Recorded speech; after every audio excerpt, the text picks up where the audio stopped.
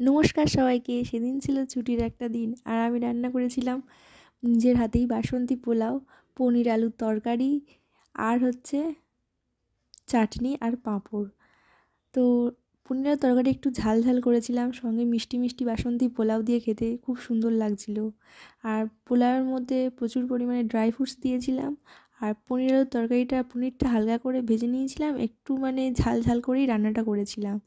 তো আলুটা well cook হয়েছিল এবং নিজেই রান্না করেছিলাম, নিজের রান্নার রিভিউ করছি।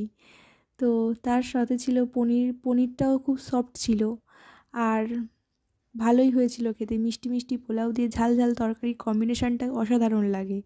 আর লাস্ট পাতে ছিল পাঁপড় আর চাটনি। পাঁপড়টা একটু সেঁতিয়ে গেছিলো, তো যাই হোক ভালোই হয়েছিল খেতে। আর চাটনির মধ্যেও ড্রাই ফ্রুটস দিয়েছিলাম, কিশমিশ কাজু এই সব দিয়েই রান্নাটা করেছিলাম।